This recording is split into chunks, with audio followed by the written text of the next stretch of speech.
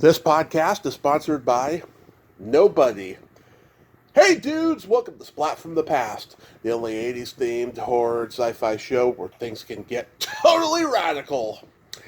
Now today I will be welcoming back the beautiful, the talented, the awesome Ria Pavia. She made a short film not too long ago, and it's called Second Team, and it's on YouTube.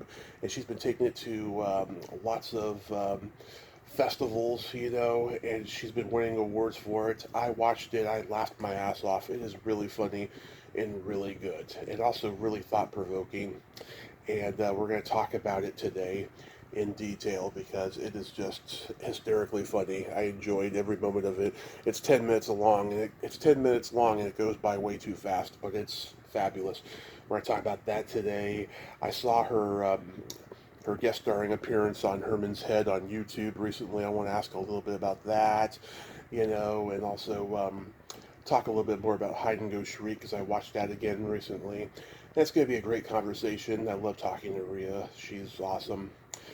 Also, it's been a sad weekend. A friend of mine from San Mateo just passed. Gus Rammel. He was a karaoke DJ, and he was a complicated guy, but a great guy. Used to start, at first he, didn't warm up to me, but then once he warmed up to me, he always called me nephew, and I always called him uncle. And his companion, Patty, died just about 2 years ago, something like that now. And I'm happy he's up there with her, but I'm going to miss the guy. Rest in peace, Uncle Gus. You're up there now with Aunt Patty. So yeah, here is my new interview, I should say, with Ria Pavia. Hello. Hey Ria, welcome back. Well, thank you. Yes, how's summer going? Summer is going swimmingly. I will say that it's been a little rough. I'm not going to be negative Nelly here, but as you know, that we are in the middle of a writer's strike. Yes. So the show that I work on, is dark, and we are fighting the good fight to get living wages for writers. So that's been a bit challenging, but I am using this opportunity to continue to create and to coach young actors and then also have a little fun. Not that that stuff isn't fun, but, I'm using the quote downtime to catch up on other things as well. So, right. Summer's good. How about for you?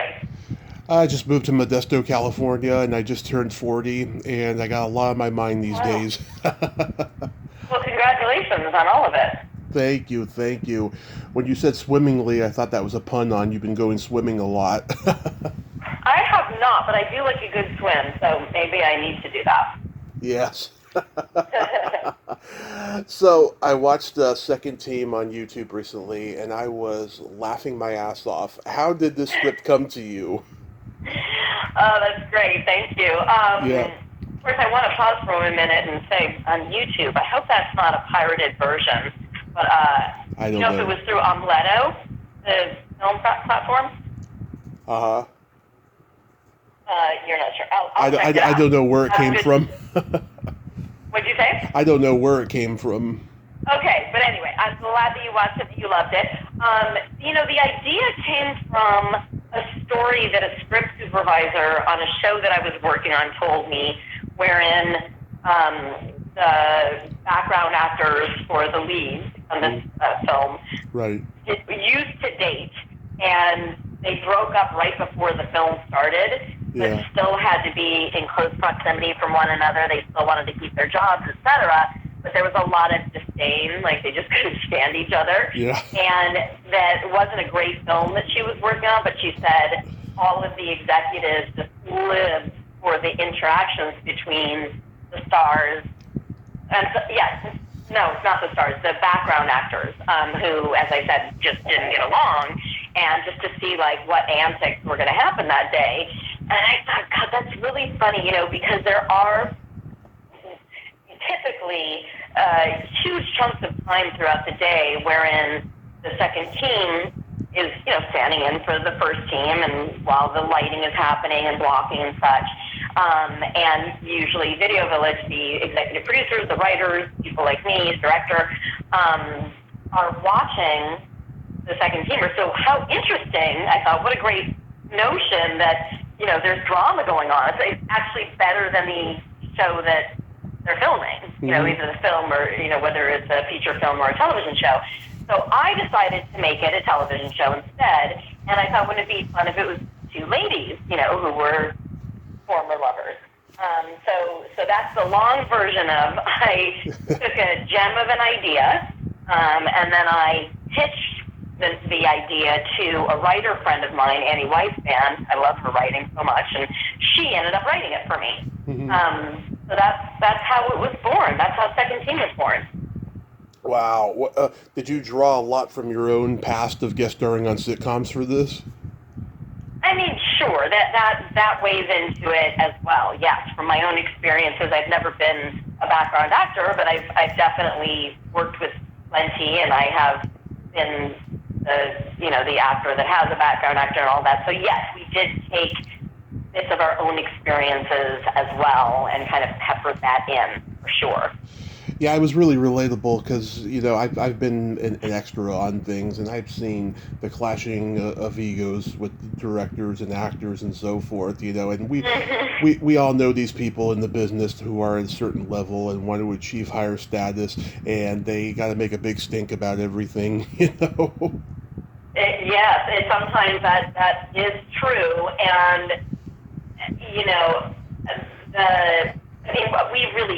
we really brought it to the nth degree. If it normally it's an 8, we wanted to make it a 10. Just really exaggerate. Yes. How long did it take to film? We filmed it over a weekend. We had 2 days at this set that I found. It was actually two gentlemen that are married that live in central LA, like in this kind of no man's land almost, but they have this great building that is like a loft, not like a loft, it is a loft, but I was only able to rent it for 2 days, so I shot all of the people in Video Village the first day, which was a little challenging because they're reacting to what's happening, obviously, but we didn't film that yet. So we started by filming them, and then we kind of shot them out, and then we did the rest the next day. Yeah, I can imagine there was a lot of rehearsal for it. There was, you said? I said, I can imagine there was a lot of rehearsal for it. Was there? No, not really. We didn't have the luxury of that. A lot of time in TV and film, you don't really get that because of, funding sometimes, people's availabilities and such. A couple of my actors were on shows, so we did have a read-through with all the actors about a week before, and we did a bit of rehearsal for the fight between my two leads, or 2 of the 4 leads, and I had a stunt coordinator work with them so that no one got hurt. Those were the rehearsals. So, probably a total of like 4 hours. Not that much, actually. Yeah. Phil Lewis, did you know him already? Yes, actually, Phil and I went to high school together. We went to Interlochen Arts Academy in Michigan. Wow. So I have known Phil since I was 15 years old. Isn't that crazy? That is crazy. Yeah, I was fucking guffawing. He steals the short as the director who doesn't hold back in any way except from the actors he holds back from. I just thought he was brilliant, and I remember when he was in Heathers and City Slickers and stuff, he's always good. Yeah, he's amazing, and I really loved that he was willing to play and, get back in front of the camera. He's always behind the camera. He does a lot of directing these days. But he was willing to do it for me, and I'm so grateful because he was hysterical and just embodied that role.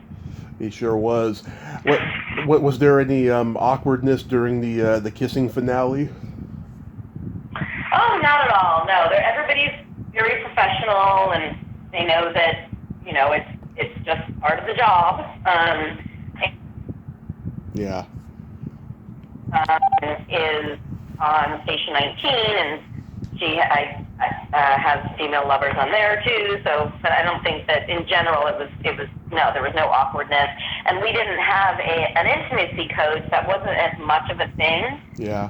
Back then, because it was shot a few years ago, but perhaps I would have done that. But like I said, it wasn't even an issue at all. Yeah, I mean, you did that in Son-in-Law. What was that? Sorry. I said because you did that in Son-in-Law, so. Oh my gosh, I did. How come? That's so funny that I forgot that. Yes, I did, and that was fine too. It's like it just becomes like any other thing in the script, like that you just block it out and you do it. It's just exactly part of your job. Exactly. So tell me about Cannes. Oh yeah, so well, I got to go 2 years in a row. Last year, so 2022, I went with second team, which obviously we're speaking about, and I directed. And then this year, I got to go back with a film called Benny and James, which I produced. So it was exciting, both times, obviously, because it's such an honor to even be there. But then to come back the second year and know so much more, like I felt like I was an old pro. The first year, it took me a few days to get used to it, like, this new festival, and it's big, and there's so much going on, and how do I get to see movies, etc. And this year, I went, and by the way, I went by myself for second team, which was, a big deal to travel from California to France to this festival and be solo. But then this year, I went with some fellow filmmakers that had to do with Benny and James as well, and it was good because I was kind of the one that was well versed, and I got to, kind of show them around what I had learned the year before and all that. But it's a thrill to see any film that you've worked on at Cannes. It's like, okay, I've arrived. This is amazing. Yeah. Yeah, God, that must have been amazing. Did you meet any famous directors or actors while you were there? Did I meet any famous directors or actors? Not really. I mean, I was at parties and that sort of thing, parties and then screenings and that kind of thing with them. But I wouldn't say it was anyone that I hadn't met before or or I was just in the room with them and didn't meet them. We were just like, listen, all of Cannes, not everyone, but there's just an enormous amount of well-known humans, so it just becomes the norm, Right. Not even, and I'm not trying to be like blasé about it, but I'm just saying like, they are humans, right? Everybody's human. Of course. Is Sundance going to be on the agenda?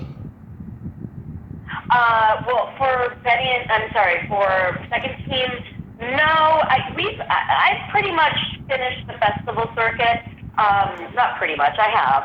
We have other things in mind for second team. There's, without talking too much about it, there's definitely some notions around broadening it to a feature, because it really shows as a proof of concept. At first, we were talking about making it into a series, but we're leaning more into the feature realm now and really spinning the story and learning more about their relationship, these two leads, and what happened and what is going to happen with them. The overwhelming response has been like, we want more of them, so ask and ye shall receive. That's what we're working on. But in terms of answering your question again, like, no, with the festival circuit is pretty much finished. I think we were in 16 festivals and we won 14 awards, and I feel like, okay, next, Yeah. amazing. It was quite a run. Oh man, that is so cool. So I went back and I watched Hide and Go Shriek recently, and I'm curious. I've talked to so many people who were in low budget horror movies back in the '80s, and a lot of actresses, back then they had to battle with the director or the producer over nudity and stuff. I'm curious, when you had to take your clothes off, but you had your bra on. Did you have any battle with the director over that? No, I just defined what I was willing and not willing to do, and if anyone had fought me on it, I just would have walked away. I just don't have to do anything I'm not comfortable doing. I made sure all of that was in writing before I worked. And no, there was no pushback whatsoever, and had there been, as I said, I would have walked. So it was absolutely fine. Smooth and no surprises. Oh, that's good. I'm grateful for that. Yeah, that's good. I mean, it ended up being a perfect drowning scene, I thought. Oh, thank you. Gosh, yeah, I need to go back and watch that. You're really waking me up again. Certain things. I would like to see that.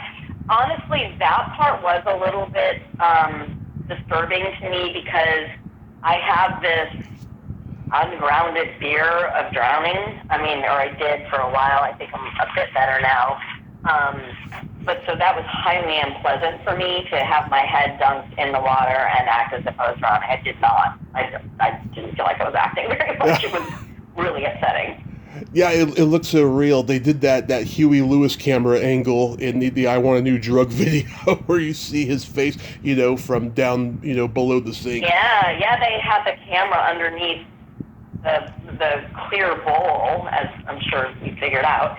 And we had to do it a lot of times, and yeah, that was, as I said, highly disturbing for me.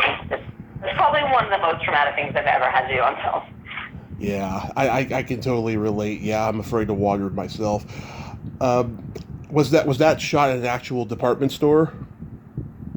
There was an abandoned warehouse, if I remember correctly. I want to say it was downtown LA, and somehow the filmmakers got the rights to shoot there. And so yes, it was this it was an old department store. That's exactly it. Which felt like a warehouse because it was basically empty except for some racks here and there. And I imagine, in hindsight, I never really asked this, but I imagine that they wrote a script around that. They figured, oh my gosh, there's this abandoned building, let's shoot a horror film, Mm-hmm. That's what it seemed like to me anyway. And I haven't really seen or talked to any of those actors in quite a long time, but you do have me thinking, might need to revisit some of my friends. I am going to reach out to Sean Kanan next year when the Karate Kid Part 3 turns 35. He and I follow each other on Twitter, so, maybe I have a good shot there. Yeah. Yeah, I didn't realize, too, Dimitri Villard produced, and he's produced a lot of great movies. Flight of the Navigator, Jim Carrey's first starring role, Once Bitten. How is he as a producer? I remember him being very professional and collaborative and great. How many years ago? Was it 30 years or something like that, right? 35 this year. 30, you just said, oh my gosh, really? Wow. Okay. Yeah, so as I said, I totally remember him being great. It's been so long that I don't have anything more, inspirational to say except good experience all around. Yeah, I was on YouTube recently and I saw when you guest starred on Herman's Head. Oh, yes, that was another really fun role. Oh my gosh. And Billy Ragsdale. Thank you. Good guy for sure. It's so funny because we're all parents now. Like, I know he's got kids. Yeah. I've got 3 kids. It's just a trip because part of me feels like that wasn't that long ago, and the other part is like, my God, I was my kid's age. Oh, that's a trip. I was my kid's age when that aired. Yeah, it's a very funny episode. You two are like on a Truman Show style date, being watched. Yeah. The anatomy of a blind date, it's called. And yeah, you're both like touching your noses during the date, and you're asking him about fact checking. Oh my gosh, I've got to go see this. Thank you for reminding me about all this stuff. I'm gonna go watch that too. Yeah. Oh, and you also had red hair in the episode. I did. My hair was pretty red for a while. It was red for that and also for Son-in-Law. Yeah. And then at the time I was also on the soap opera Santa Barbara. Right. And I remember that it was a recurring role, so I didn't feel like I had to let them know that I was dyeing my hair, but they were like, oh, you should have let us know. So they just wrote it into the script, like that my character, Elaine Bernowski, I'll never forget that name, would decide to dye her hair red. But yes, you're right. It was red for a while. Yeah, you looked adorable, I have to say. Oh, thank you. It's fun to switch it up. I'm back to brunette now, but it was fun to switch up. I think it would also be cool for my kids to see some of these shows. You know, it'd probably be weird for them, or weird and cool, to see their mom. I don't know why I haven't showed them. I should, right? Right. Last time we talked, you mentioned to me that you loved Stephen King. What are your favorite books and movies of his? Oh, my gosh, when did we talk? A year ago. Was it only a year ago? That's so crazy. Yeah. Yeah, I mean, I love it. I read it, and I thought both movies were fantastic. And then, what is the movie with Kathy Bates? Misery. Yes, that's probably my other favorite one. Book and movie. You know, that's the thing about his movies. It's some. You know, you've heard this is not an original idea, but some books really don't translate well, and I feel like his do, as long as they have the right director, which they tend to. Yeah, I love The Shining. It was the first horror movie I ever saw. Oh, right. When I was a year old, we got HBO in the house for the first time. My parents subscribed to it, and The Shining was on all the time, and it scared the shit out of me. I'll tell you, I didn't watch it until I was 7, and now I love it. You know, I always have. Oh, that's great. I also love Can I ask you a question? When do you think your love for all things film started?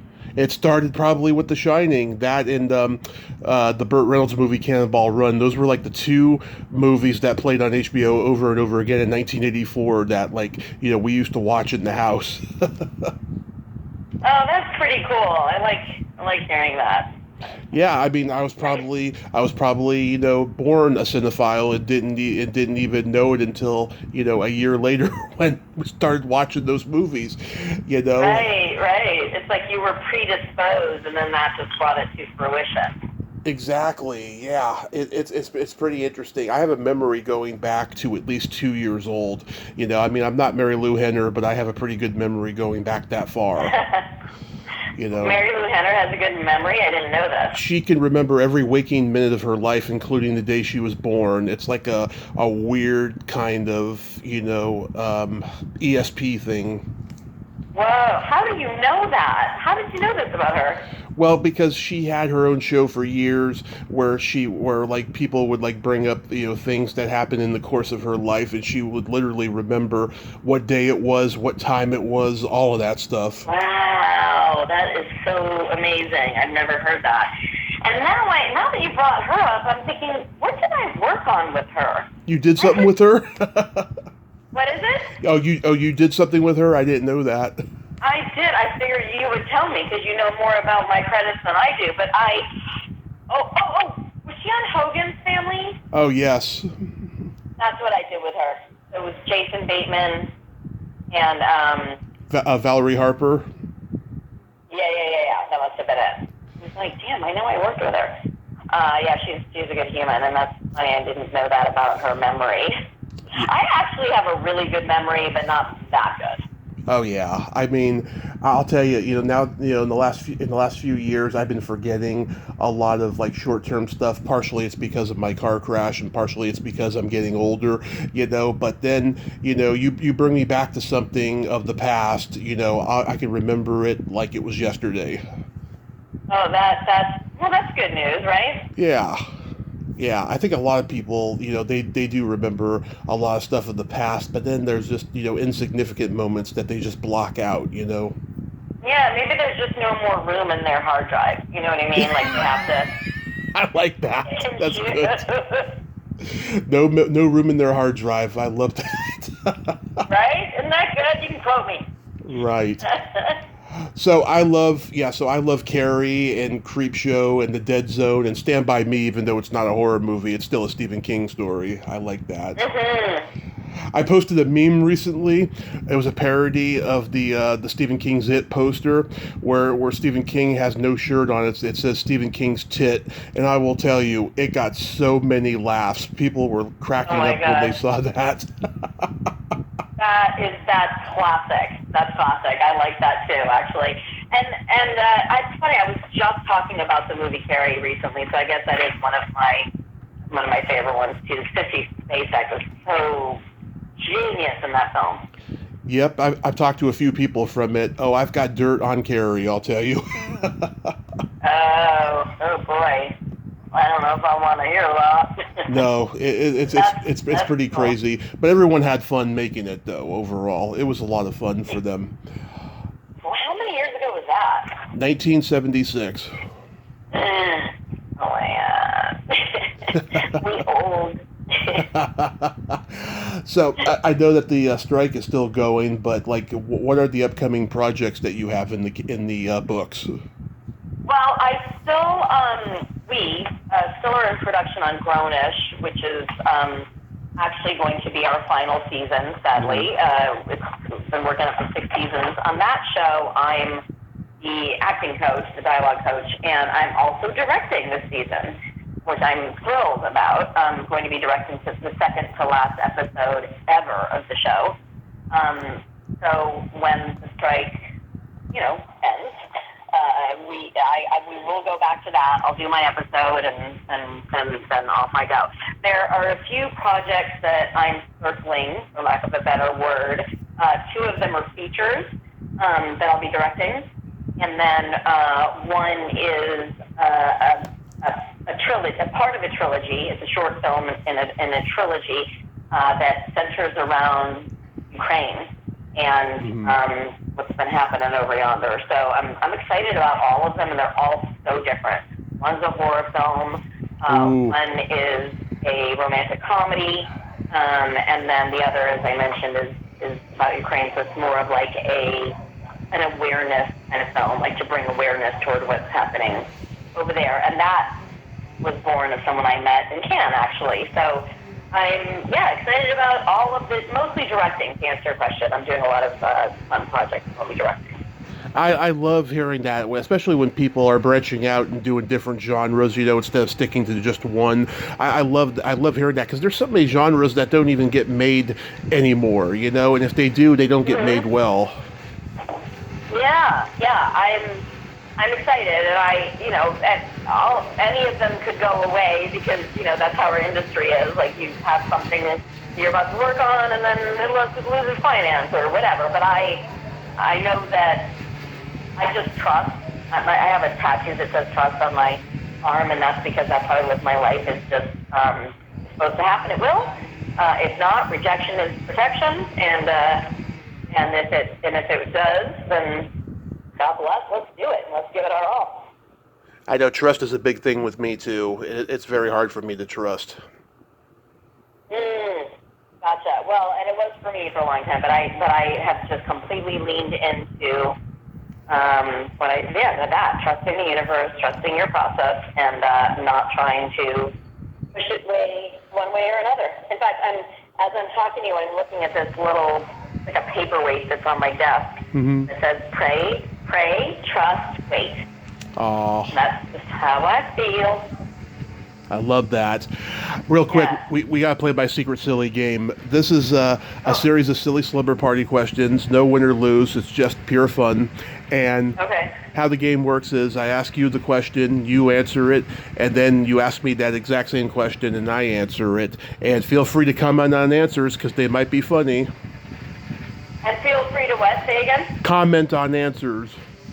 Okay. Ria, are you ticklish?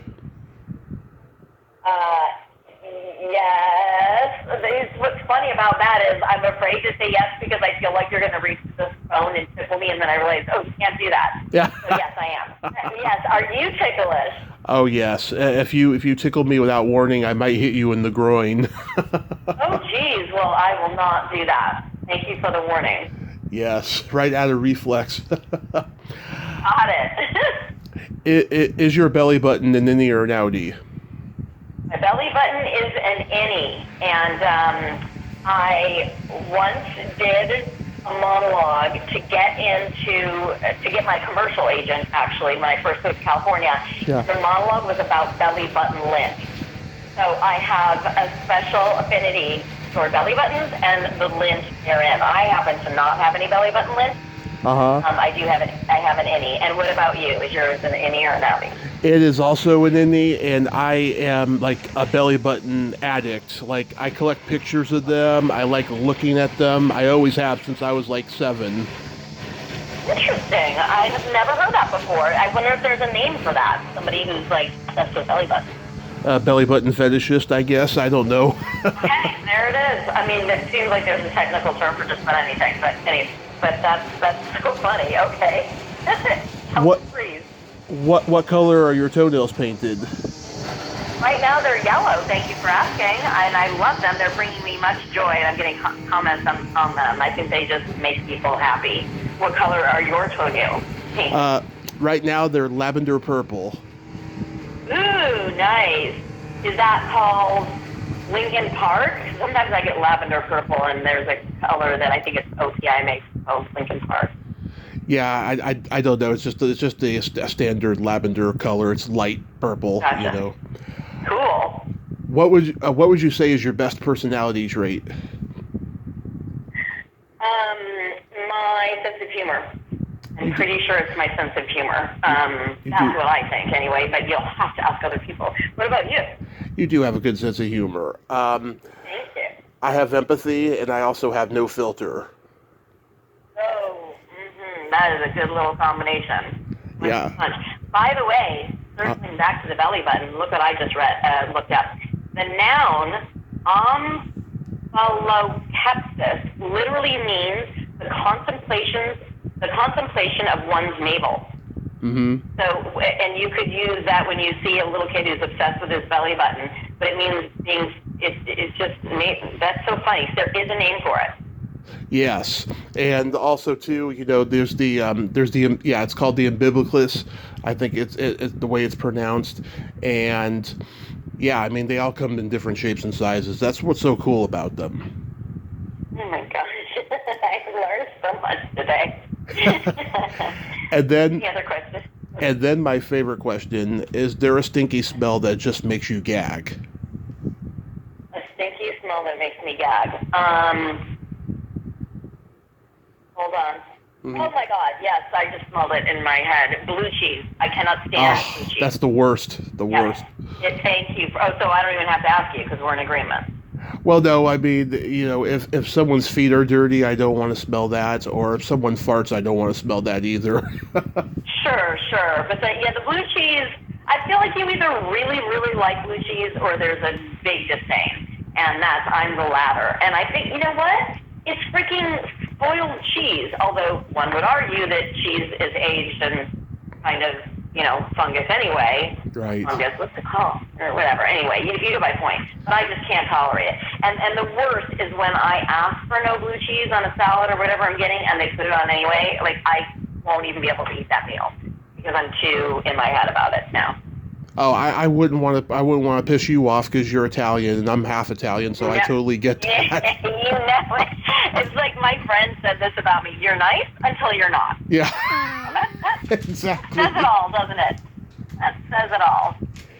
Ria, you are so awesome. Thank you so much for coming back on, and I hope you know, after the strike nonsense is completely, you know, resolved, that you know, you can get back to creating those awesome projects.